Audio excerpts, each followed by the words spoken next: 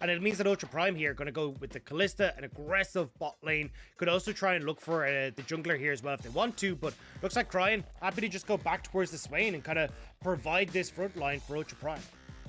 Yeah, very much set himself up and see if they can get that big kind of setup, as you say. The Cryin, overextended fights, especially with the Kalista, can do an awful lot of damage, especially when you combo with things like the Imperial Mandate, which we do tend to see teams more leaning towards other than the Liandry's Torment. But EDG, going back to the style they feel like has been working for them, this is something that we saw against V5 and was very heavily punished as well. They went with the Senna, Tahm, Kench, and it just didn't work in game one. Yeah, the reason I'm not a fan of the Senna, Tahm, Kench for Viper and Meiko specifically is that you kind of want Viper to be on a bit more of a playmaker. Like, Viper has been the lifeblood of their team fight, and the fact he's now out of the equation for when it comes towards being a absurd amount of damage makes me always a little bit worried for EDG. The late game scaling should be insane, but Ultra Prime, they're just heavily indexing into the mid game, especially with this Amumu coming through as well. Engage is going to be fantastic for Kalista and the Amumu. We've already seen what that can do. Great front line in the Swain. And if Hacker is able to go towards something like the Xin Zhao, something along these lines, or even honestly the Volley Bear, I think you have fantastic control for Ultra Prime in these early stages that they can look to lean through. We'll see what they're able to kind of go for. Again, like you said, they haven't got the priority now in the bot side for EDG. They shouldn't really be dying, but that does mean that you get, as I say, the big kind of setups here with the Amumu and, of course, the Swain able to follow up as well. Wait to see now what EDG want to prioritize in terms of the bans. I like that Ultra Prime are kind of taking things away that can hard counter things like the Amumu Kalista, the Poppy, of course, with that steadfast presence, stopping any kind of dashes coming up and around if they are able to get that onto Jiejie. And now we'll see what EDG want to go for. Honestly, I wouldn't mind seeing them kind of like working towards some of those jungle bans, getting Hacker onto something that maybe he's not super comfortable with, but they're going to ban the Lissandra. Unless they think that's a Swain top for some reason. They're taking away things that maybe Cryin wants to go for. I'm very curious about that one. Maybe they think it is, but I'd be very surprised if it was. I think the Swain just fits so well in towards the mid lane, especially with the ability to not get caught out in lanes that are very overextended, especially in the early stages of the game, and trying to push out. But look, Lissandra taken off the board, bit of a bizarre one, but I agree. I think looking towards bans towards Hacker would have made a lot more sense. I think taking away the Xin Zhao, taking away things like the Volley Bear could have worked out a lot better, because again, this is a squad that relies on having a strong jungler to facilitate strong lanes, and getting rid of those I think could have worked out a lot better. We'll see what their final ban is going to be, as the Nara does get taken away from Flandre. Not the Vladimir though, so funny enough, we've actually been seeing the Vladimir being banned almost exclusively against EDG so recently, and finally we see the Sejuani ban taken off the board here. So not going to have that there for Zoom. Zoom obviously a very prolific tank player if he so chooses to be. And now Ultra Prime, they got to figure out where they want to try and take this ban. I wouldn't be surprised to see the Xin Zhao just come out here, give something Hacker can be proactive on in that early stages, and again work towards, actually I completely forgot, the Wukong is filtered down all the way towards this part of the ban phase. Yeah, I mean, it's perfect for Ultra Prime as well. The fact you've got another engage setup, something that spikes well in the mid game, is going to be absolutely perfect. Like Divine Sunder, and you're good to go here on the Wukong. And one of the things we actually highlighted for Hacker, he has been proactive on, which is perfect for Ultra Prime. But this is now where the question marks start to come through for EDG. I mean, you can go towards this, sure. Actually, I'd love a Vi. I actually think Vi would be a lot better here for Jiejie. I think the ability to try and lock down this Kalista team fights is going to be pretty good. But again, Viego, I mean, late game scaling for EDG, but you have no bridge really to get you to that point. So if Ultra Prime actually are proactive in even the slightest manner in this game, they should be able to just take this home. Yeah, really love the draft coming out here from Ultra Prime. It gives them so much agency, so many ways of working this one out. And yes, you've got exceptional late game scaling, but I always say this when it comes to late game scaling, you got to get to the late game. If you're falling behind on dragons, if you're falling behind on tower pressure, and you just open the map up for a team like Ultra Prime who can take the Baron exceptionally quickly once they hit those 2-item marks, this game can start to run away from you. And honestly, for EDG, I need to see some pretty big improvements with this draft to kind of make me believe in them again, because honestly right now I'm leaning a little bit more towards Ultra Prime.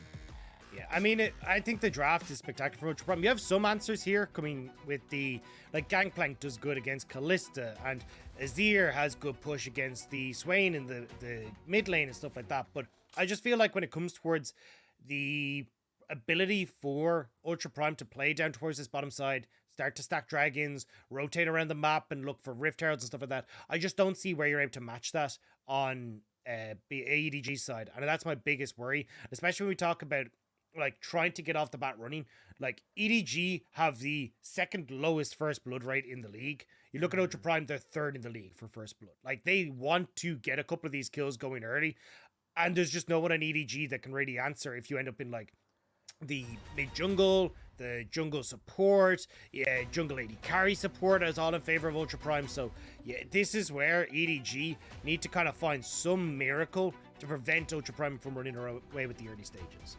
We'll have to wait and see. We're going to jump onto the rift for our second series of the day. Ultra Prime coming up against the reigning world champions, in case you were not aware.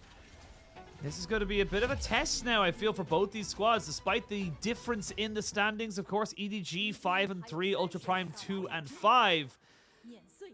This could be the start here for the side of the. I love this. I love this top lane camaraderie. You know, there's no need for any kind of fighting or anything like that. We're not going to invade. That's down to the bot side. They don't care about the top lane. Yeah, send in the distraction unit on the top end of the map so the bot lane can actually go for an invade and get the ward down. Yeah, but yeah, I mean, at the moment, I like this from Ultra Prime. Just trying to spot out where Jiejie is starting so that then they have as much information as possible. Zoom will take a bit of a beating in the early stages of this lane. Interesting to see Flandre actually going with the first strike rather than the grasp with the Undying.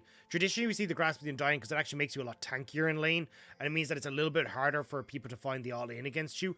But opting in for the first strike means he's going to be looking to try and scale very, very quickly. And I think that's just because EDG have realized, like, we don't have a lot of luxury in, you know, finding ways to get to the late game, so we have to try and make the late game come as soon as possible.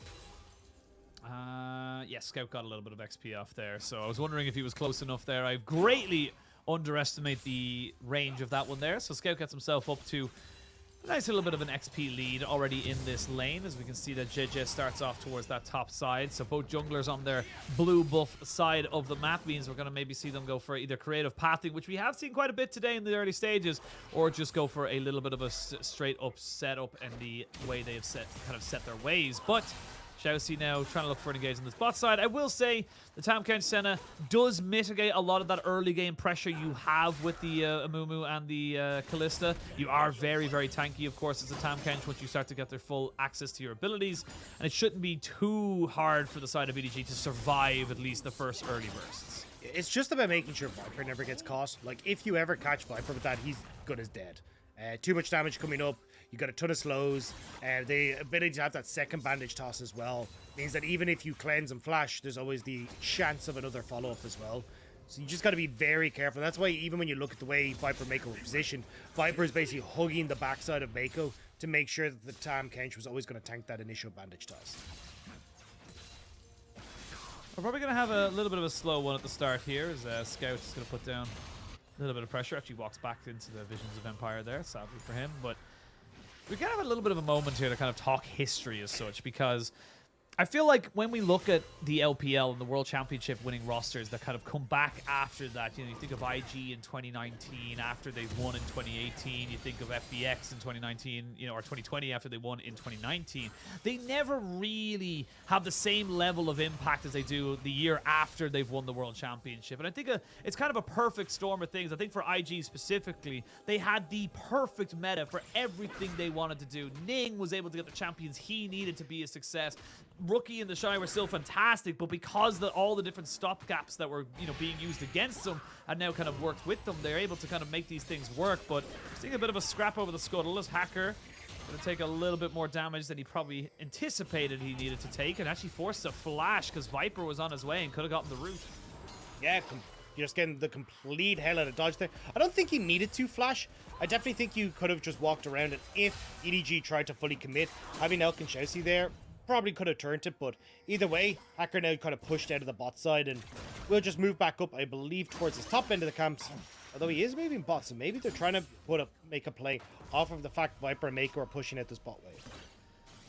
Maybe look for something, but we'll see what way they want to work it. And for EDG, again, just kind of surviving the early game is very much part and parcel with the course here. I like that Jiejie is being aggressive, kind of recognizing the strengths he has on this Viego pick right now. And is a little bit ahead as well, kind of like a little bit ahead of the curve in terms of what is available to him. So Cryin pushing in the mid lane. Scout going to be hitting level 6 in the next wave or two. So is the top laners of Flandre and Zoom. That's when we're going to start to see maybe some fireworks pick up for Ultra Prime, because I would love to see Ultra Prime being a little bit aggressive once they get those big power spikes.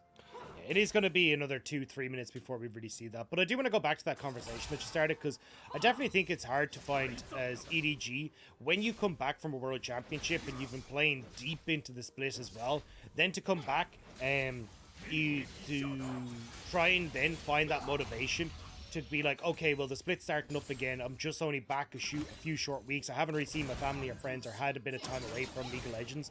To then toss into a new patch, a fairly sizable patch, coming into the new split and learn everything in every which way.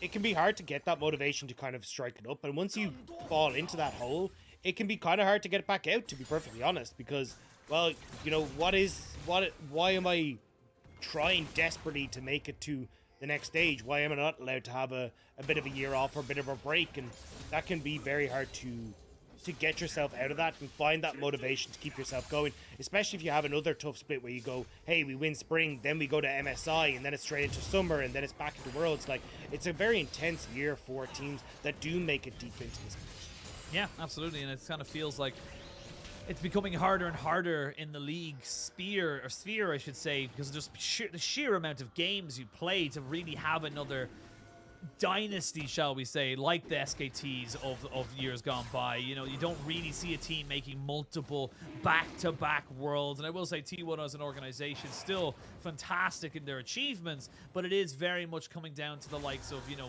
at the time, I think there was just an awful lot less League of Legends in general. I think the game changed dramatically since then. Like, the reason T1 or SKT at the time were so dominant was because they had a much better understanding of how to play the map, and everyone else was trying to play catch up. Now that teams have kind of caught up, now it does become a bit more of a, hey, do you suit this meta? But Ultra Prime, trying to see if they can make the play.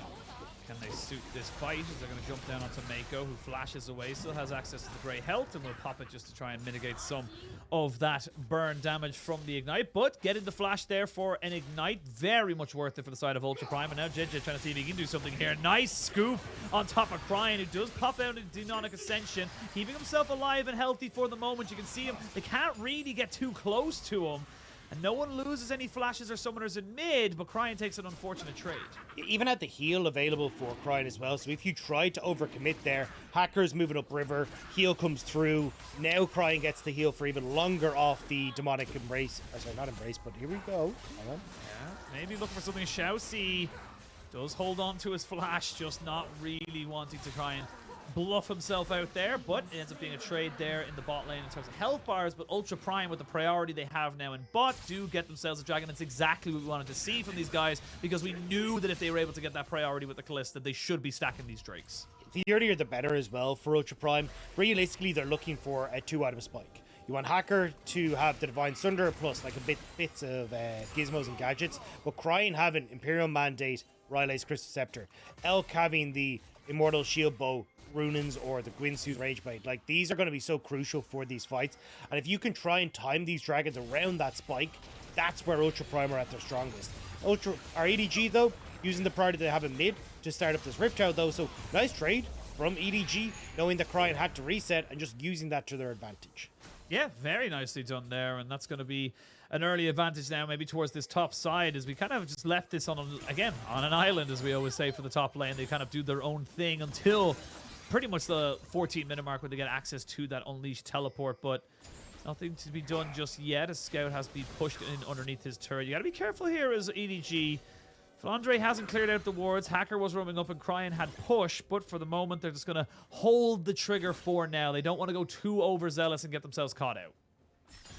No, it's going to back away. It's feeling like this Rift Tower is going to be tried to use in mid lane, so I'm looking towards Scout trying to get a reset in, then push this wave out, and then try and have Jiejie move in there with him. I don't really feel like you ever get a chance to push in this far as Viper and Meiko on the bot side.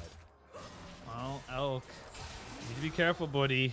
He's going to be slowed down and rooted up. He'll take a fairly decent chunk of his health off him, but with the Fate's Call available, not really something you want to be going for. Now you have to devour here for Meiko, but remember, you cannot devour yourself. Level 6 as well for ShiauC meant that it was a bit dangerous to try and go for that. Even having the cleanse for Elk if you try and overextend too far as EDG. But Hacker now in position on the bot side. Maybe looking to try and sneak his way in. I mean, Hacker wanted to try and get a red buff steal, but Jiejie actually just took him just before he spotted him out. So they don't actually know that Jiejie is here. They might have an inkling that he's around the area considering the timer on it, but not quite confident enough to go for a full-on dive, and they're going to try and use their better judgment to back themselves away. So we're going to have ourselves a pretty sizable lead coming out from EDG despite no real kills coming up at absolutely whatsoever at 10 minutes. Not something we're used to here in the LPL. But now ShiauC with the Curse of Sab Mummy going to be popped off straight away. Viper flashes away from Meiko. He is ticking down. Why did you not devour him? What? Good question. Or ult. Or yeah. ult or anything. He just let him die. And now Meiko, I told you can't devour yourself. What? Think positive. Think positive. I'm trying to keep the positive energy, but like that's just so egregious. That was just such a weird miscommunication from the EDG bot lane. Yeah, I don't know if Viper was basically thinking, hey, Meiko's got me, and Meiko was thinking, well, Viper has ult, so Viper just ults himself. So I think it was just, bad communication across the two as to which ultimate was going to be used to try and keep him safe. Maybe even thinking, hey, look, I'm fine. I'll be able to survive. The last tick isn't going to do enough. Because I don't know if Viper mistimed when he got ignited. Because he gets ignited here, so yeah, I think it was just the very, very last tick. Was like, okay, I'm okay. And then realizes too late that he's not, and Meiko just wasn't fingering the trigger. Because Viper moved back over towards Meiko for the Devour. It just felt like it was all a bit too late. Yeah, and then Meiko, no real reason for you to stay here, my friend. You kind of had an inkling that Hacker was in the vicinity, but didn't really kind of commit to leaving, didn't keep himself underneath the tower, and then just ends up going down. So very, very unfortunate play there from EDG, and gives Ultra Prime back into this bot side exactly what they needed. They wanted to try and make sure they were getting ahead, pushing the pressure down, getting those early dragons stacking. They're getting it. And as well, you're going to have the flashes burned on Viper for that next dragon fight in 40 seconds now. EDG do use Rift Herald in mid, as we talked about, to try and get Scout into a position where he's in the lead, but it won't give you the control you want. And oh, Viper! Ooh, bandage toss almost lands. I will say, like you said, to give Scout some kind of money there, but actually all of it did go over to Jiejie, so they didn't even get exactly what they wanted from that either. So this is a bit of the issues we're seeing from EDG. It's a little bit all over the place. It's a little bit not quite as clean, and we talked about those early game advantages that were so integral to their 2021 World Championship run. They're just not getting them. It's just not sticking right now. No, and I mean, look, you got ShiauC as well, who's just about to come up with his ultimate. Viper has no summoner spells we talked about. Jiejie on the reset. You've no way to contest this now with full push on bot side. Even though you have Scout with control in mid, it feels like a fight is inevitably going to go the way of Ultra Prime. So Ultra Prime start up the dragon, but I mean, maybe they are trying to contest. I just don't think this is the time to do it. Well, they're going to look to try and maybe go for something. I don't think this is the right time. They completely agree with yourself and myself, and that's going to be enough here for the side of Ultra Prime to secure themselves a second dragon. And with Mountain Soul being on the cards, it's a very significant Drake for things like a Swain, like an Amumu, things that are trying to be on top of your face for as long as they possibly can. That's going to be significant if EDG can't stop them from stacking. I don't see, honestly, a way that they can. I think Ultra Prime, even though they lost the Rift Herald, have had a pretty good understanding of how they want to try and play for the objectives on the map. Even looking at now, a second Rift Herald is about to spawn. They're on the reset. Oh, well, going to push in this wave, reset, and then look to lean up towards that objective. And the fact that Flandre is going to be part and parcel of the fight means you don't get to use the cannon barrage that's only just come up after the dragon to play for Rift Herald here. So, oh, maybe Ultra Prime, though. Trouble? Oh, ShiauC goes in, though. They're not in trouble. They're actually looking for the fight right now. The bandage toss on the second part does not land, but Jiejie will be walking towards Meiko to threaten a Devour, but not quite able to make it work. And now you can see that Ultra Prime, they're feeling confident. The game is still equal in terms of gold because of EDG getting those plates in mid lane, and of course the stacking of the passive from Gangplank, but now it's looking like it's going to be EDG trying to see if they can maybe make something work in this bot side themselves. They're not really happy with how that last play went, and they want a little bit of revenge. I don't understand why Ultra Prime only half committed, though. You got the Cyclone from Hacker, which means it's now not up for the Rift Herald if there is a fight to start up there. And ShiauC had the Curse of the Sad Mummy that he could have just tossed out immediately, caught Viper before the cleanse was back up. So, I don't know, it's felt very strange for me that we didn't see any commit, even if you wanted to go on towards Jiejie as well. So, bit of an odd one, but we'll see now if EDG, feeling invigorated that Hacker has no Cyclone, if they want to try and take a fight at the Rift Herald, and they're starting it up immediately, which says yes. Yeah, they are saying, look, we got to go for this one right now. They're even putting down some blue trinkets to make sure they've got perfect vision of anyone maybe trying to approach this one. But Meiko, you're in a little bit of a situation now. You're going to be dragged back by the Never Move. We're going to see a full engage coming out here as ShiauC tries to go in. Oh, no. That's unfortunate. ShiauC was trying to go in, but he get dragged back by Elk, and now it's a 4v5. As you can see, Cryin still putting out damage, though, in the Demonic Ascension. Elk gets jumped on by Scout, who's trying to make something work here on this Azir. He's almost got the shoulders, putting down the damage there onto Cryin, but not quite able to get a flash in. And an Emperor's Divide means 3 kills go over to EDG. Ultra Prime thought they could take the fight, and honestly, they could have, but the execution was flubbed. Oh, they fumbled that ball entirely at the start of that fight. ShiauC going in and actually had a really good position for the ultimate and gets tossed back out by Elk. Just complete miscommunication on the play. And EDG, they win the fight. They get the Rift Herald. I will say they don't get the Rift Herald, but they should be able to get this mid lane turret. Well, Meiko's going to have to try and run away from this one here. There's going to be the Cyclone coming out, but not going to have... Oh, I was going to say, not going to have much luck with that one there. The Grey Health comes out, and he's got solo killed by Hacker, who is no slacker in this game. And now you get the Rift Herald immediately put down to get some gold in towards Elk. So, should be able to get this top lane turret with the 2 minutes gone since the turret plates were up and available. Getting a little bit of vision control up here for ShiauC on this top side, which will spot a lot of members of EDG up here. Yeah, it will spot almost all of them and just say, all right, lads, we don't get a second charge. That's totally fine. These barrels are starting to hurt. Essence Reaver picked up here for Flandre, working up towards the second Zeal item and foregoing a full mythic. But here we go. Let's have a look at this one here, because Meiko actually gets lucky. He doesn't get hit by the bandage toss, but then watch ShiauC. He lands the second bandage toss and then gets dragged away. He was in a perfect position to try and get a Curse of Sad Mummy, but sadly, when he gets back in, he's just bursted out. Even a bit late, honestly, on the Curse of Sad Mummy. I think if he hits it, soon as he hits the ground, he pops that. Could have been the fight here for Ultra Prime, because look how low the rest of the team are at the back of that fight. If Zoom is able to get into a position to follow up on that, that's a win here for Ultra Prime, but unfortunately just messing that up ever so slightly. And now it's 3 for 3 in kills. Still that slight gold lead to Edward Gaming, but we'll have to see if Ultra Prime again can continue to play around these dragons. 45 seconds. You have better timing here on Ultra Prime as to like the flash being up for ShiauC. Maybe you can look to punish the fact that Viper, Meiko, Jiejie, and Flandre are all without a flash for the potential third dragon. Yeah. Third dragon will be huge here for Ultra Prime. Will give them a very big win condition as they try to maybe set up a trap for Scout.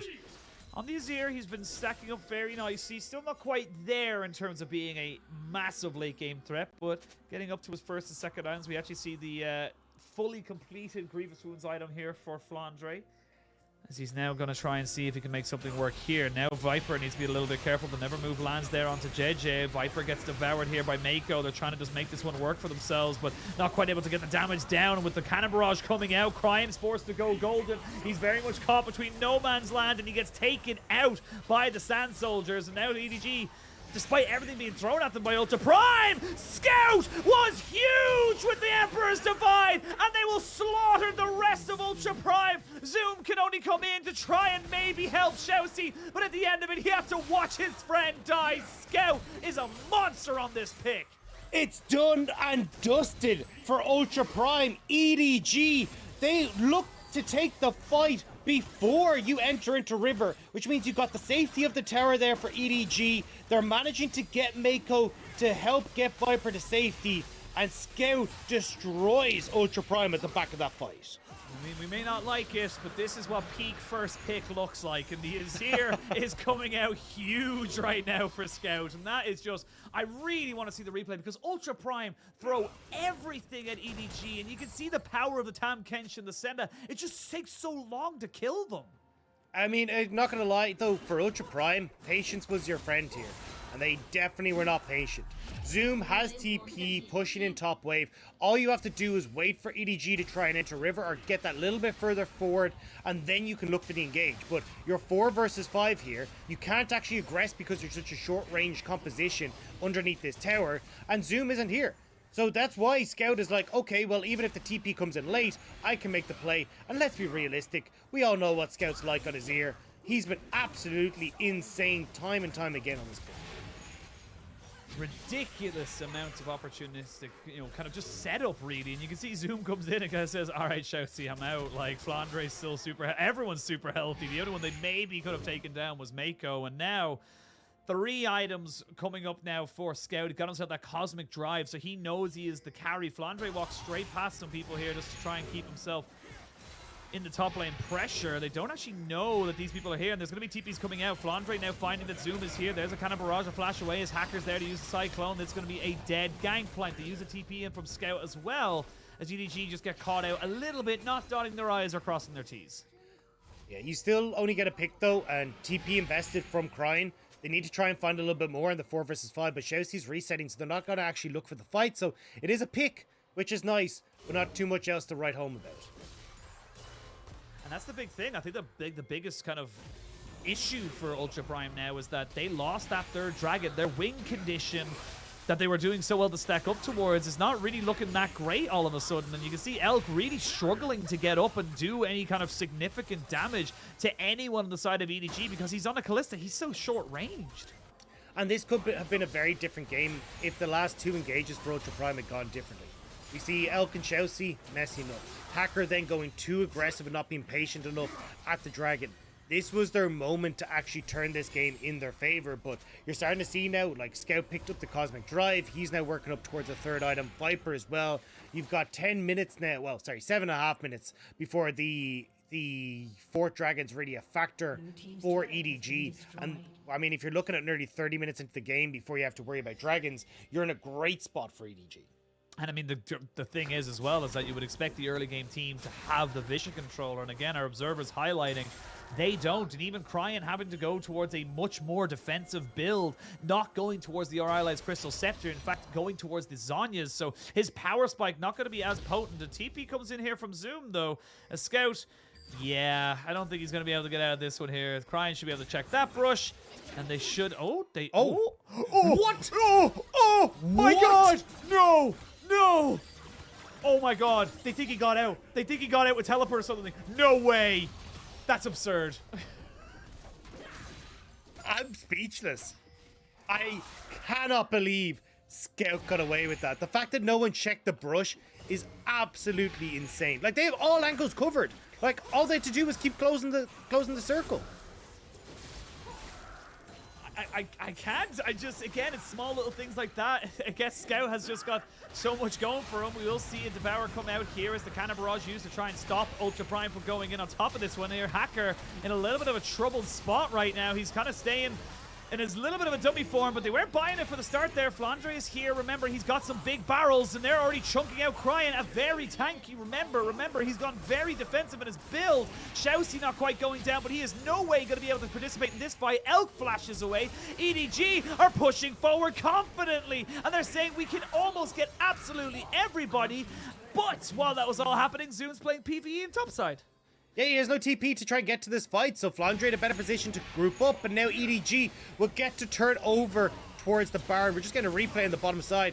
Like, just barely missing with that, but I can't believe no one checked the I can't believe he didn't walk into the bush. I can't believe Scout held his soldiers, being like, if they don't look, they don't get anything, and we'll see the Baron going over as well. Great moves here from EDG, and honestly, the first time in a while, I've kind of seen EDG be a lot more controlled in their games in the LPL. Yeah, I think they're getting very lucky though with this. For sure. The fact, well, yeah, but the fact that the early fights, the early botches on the engages meant that Ultra Prime really couldn't push their advantage when they needed to. And now you're in a position where, again, like, look at the engages just haven't been clean. Like, ShiauC misses this, which is fair. But again, like, now you got the Cannon Barrage, and Ultra Prime are all running away as Hacker's gone in really deep. Like, no one really seems to be on the same page. And even when you look at, like, Flandre has TP advantage, Scout is only just coming off a reset. He was going to be here faster. the decision making around engaging here on Ultra Prime has just been really weird, and it's giving these moments to EDG to push them back, use the numbers advantage that they have. And this is a squad that now, post 3 items, now they're pushing 25 minutes into the game, and two dragons apiece, 2 mountain dragons for EDG as well. Like, they are firmly in the commanding seat, and it's no longer a case that Ultra Prime can actually contest in the team fights. No, and look, the funny thing is that we mentioned the Zhonya's and the Imperial Mandate for Cryin. He's still sitting on those 2 items. He hasn't actually done anything differently, and now there's a Rabadon's on Scout. So we are at the late game. This Azir is unstoppable. You can see there just the shifting sands under Cryin. He's already halfway out. He's got to leave. Yeah, I also really don't like Imperial Mandate into Zhonya's. I feel like, especially with the composition that wants to just go in and burst and play around all the CC that Ultra Prime have, you need that Rylai's Crystal Scepter to add in the Imperial Mandate damage with it. Otherwise, you're relying on the E, which isn't really giving you the stopping power, the slowing power you need, or the Emperor's or Vision of the Empire. But again, these aren't things that are consistently able to get enough Imperial Mandate procs off in comparison to a Rylai's with that. But we're getting TPs on behind them. Yeah, we're going to have the TPN on top of the Ghost right there. Zoom is on the backside. There's the Curse of Sam Mummy there. As you can see, Jiejie trying to work it. There's going to be a cannon barrage down, but the Azir is dead. Meiko shall fall as well. This is a great fight here for Ultra Prime. They get themselves 2 kills and get themselves nice little kind of stopgate on this push from the side of the Baron team up EDG. Yeah, I mean, they get the 2 kills, but they don't. There's no objective for them to take. Baron is able to at least be displayed off several people, which is fantastic. But with the waves in position that they are, they're not going to be able to push in any further. Maybe they'll get mid-tower, but I have to say, at least to try and stop that inhibitor from going down, it is going to be pretty crucial. ShiauC finally gets the engage he needs, and look here, how long ShiauC actually holds on to that ultimate, so then you can still have follow-up when Viper comes out from Meiko's stomach. Zoom as well is able to get a ton of damage off in the backline as well to force Jiejie and Viper away. And I will say, Zoom, yes, he hasn't been involved in pretty much anything, but he was split pushing a fierce storm 3 items there. now as well. I was going to say, he's up to 3 items. He's actually ahead of the Gangplank in terms of CS, just about. But, 3 items on the Zoom, getting 2 towers, keeping his team in tow. Because, it was starting to run away for Ultra Prime, but now it's only a 3,000 gold lead. I still think EDG are favored, but Ultra Prime still have options available to them. Yeah, I mean, Cannon Barrage, any sort of barrels that hit off of Flandre are going to do a ton of damage. 4 items now completed with the Prowler's Claw for this Gangplank. He's going to hit like a truck, especially if you end up catching Elk, ShiauC, or Cryin with those, because they don't really have a huge amount of survivability in their kits. You look at Cross Jiejie as well, who's starting to work up towards this 3rd item. And I know that I Will Dominate is somewhere cheering on the Gangplank sword. He's been a big advocate for it. And I agree. I think the golds... the percentage gold value that you get out of this item is absolutely sky high. You get health, you get ability haste, and that's not even including the greatest wounds, which honestly is insane against pretty much everyone on Ultra Prime. So the value that Jiejie is getting from this Gangplank sword is so high right now. Yeah, absolutely. And I think, as much as the Grievous Wounds changes that came in a patch or 2 ago, they were very much nerfed into the ground. They are still valuable nonetheless. We will see EDG parking themselves in this bot side, trying to get themselves a tier 2, but Zoom is here. Those barrels, though, are really starting to hurt. Even ShiauC, who's building up himself some nearly up to his Zhonya's, is going to start to feel the hurt of this full crit Gangplank and actually getting the lethality as well. Got the Prowler's Claw in there as well, just to try and add that little bit of extra lethality to this build. I will say Ultra Prime, they're happy to kind of sit here for the moment. Top lane's pushing in their favor. Mid lane's pretty much equaled out. Fate's Call's going to have to come in here. Do they look to try and engage? I think you just use it as a way of keeping ShiauC safe. Ooh, Never Move was good, but they're not quite in a position to be able to capitalize on it. That being said, though, Zoom thinking he might have found Scout, but he can't quite get the damage in. Meiko does pop the Grey Health. The Cannon Barrage stops anyone else alongside the Dawning Shadow. Zoom goes golden, but I don't know if it's going to be much for him to be able to do as Scout picks him up. They thought they found an opportunity, but like you said earlier, Ultra Prime, they're just a bit disjointed. Zoom is the only person Ultra Prime that was actually in the right there. You needed to engage on that. You have Viper's too long range, Scout who's poking you down, Flandre is able to get a ton of barrels, and you are massively short range on Ultra Prime. You needed to find the engage, and ShiauC not really looking for it, Hacker not willing to go for it, and Zoom tried to get the party started, was like, look, I'm going to toss myself in. I'm going, you have to come with me, and nobody on Ultra Prime was willing to step up. They were going to lose that fight and the tower regardless, but now they end up just losing the dragon as well because of the indecision from Ultra Prime. Yeah, and that's Mountain Soul. 3 Mountain Drakes here for the side of EDG. Ultra Prime started off so brightly, but it's always a bit of a risk. If you're able to get those first 2 dragons stacked in your favor, yes, it puts you in a position to get the soul nice and early, but if you let those dragons stack, even if Ultra Prime were to get the soul now, 3 Mountain Drakes at this late stage in the game is huge for the side of EG. Because you just don't have damage on Ultra Prime anymore. Like, Elk needs time to kind of ramp up his in the team fight. Cryin isn't going to be your massive damage dealer. The only person who really deals damage is Zoom, and now Zoom has it in bucket loads, don't get me wrong. But with the resistances that are coming through for EDG, you're just lacking so much on Ultra Prime now. And the fact you're gone 4 items for Scout. Viper's working up towards the rapid fire cannon. I mean, Flandre is nearly full build. He only needs the Infinity Edge now, and he's going to be in a phenomenal spot. So, like, who are you trying to compete with here on Ultra Prime side? Well, Baron is live, I should say. There are 2 or 3 flank wards available for Ultra Prime, which they could put Zoom onto if they want to try and make a last-ditch effort to make this one work. But look at the damage. Cryin gets hit by 2 soldiers, and he's already nearly dead. EDG just going to continue having control up on this top side.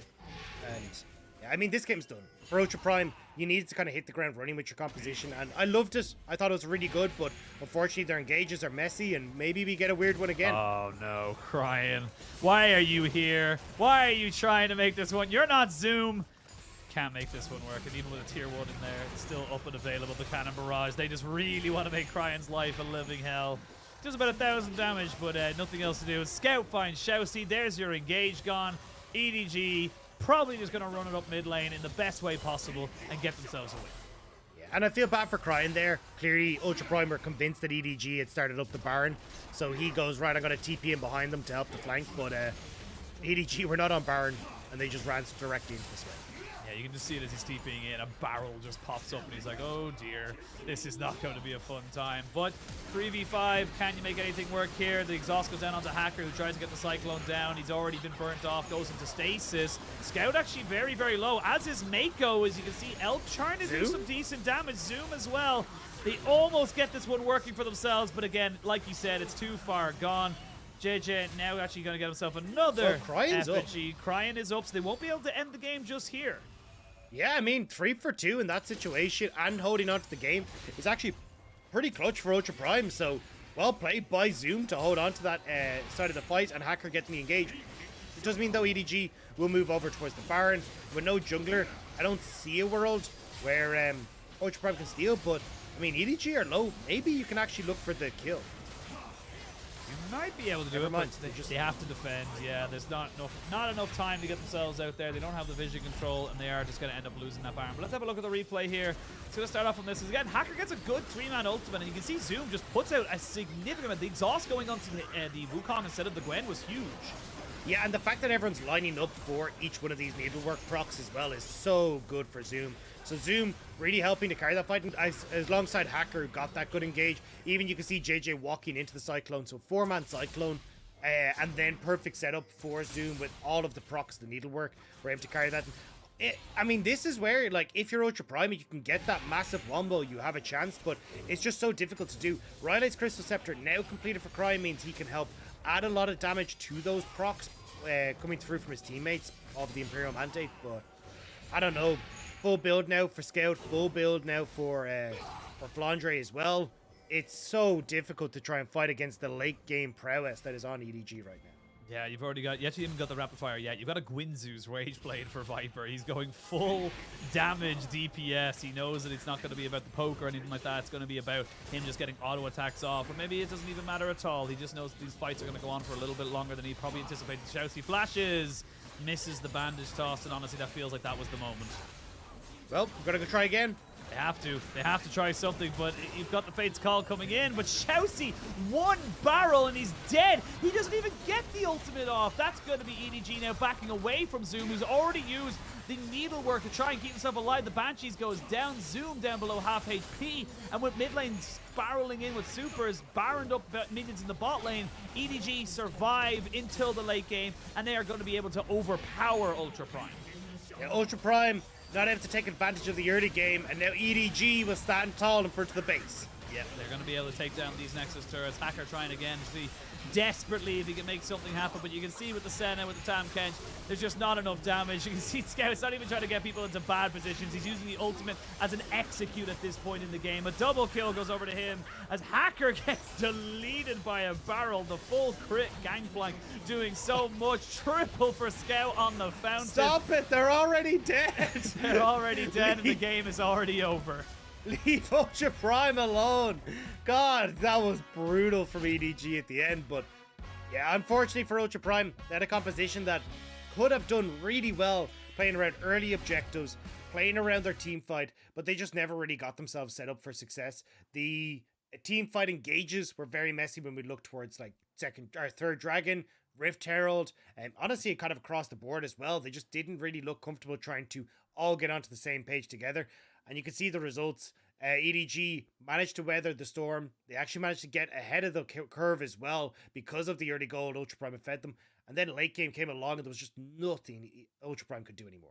Yeah, it got to a point where the game wasn't over, but it was pretty much over unless of some massive play came out from Zoom, who, like you said, was kind of the shining light in some of those team fights, but not able to make it work. And I think that for Zoom, yes, he could have been with his team more in the early game, but he made the right decisions, especially around getting those bot lane pushes, kept the gold relatively equal and, you know, as best he possibly could as a one-man army. And it feel like EDG just kind of like just got to that point. I think they still think that Azir first pick is a strange one for the side of EDG, but they show time and time again that Scout loves this champion and feels very confident playing it into any composition.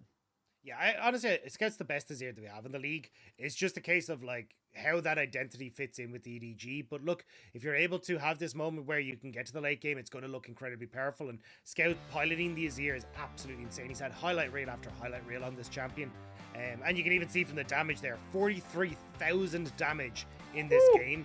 It's absolutely insane. But yeah, it's just a case of the late game was kind of gifted to EDG because the mistakes of Ultra Prime were made. Yeah, it does feel like that. It does feel like wasn't really in a position for Ultra Prime to really make anything work from there, and big mistakes. And honestly, we thought the game was going to be defined by one massive mistake from the side of EDG. Forget Viper and Meiko just very much miscommunicating on that bot side, not giving themselves the right call, I guess, to kind of say, look, I need to be saved here, or vice versa.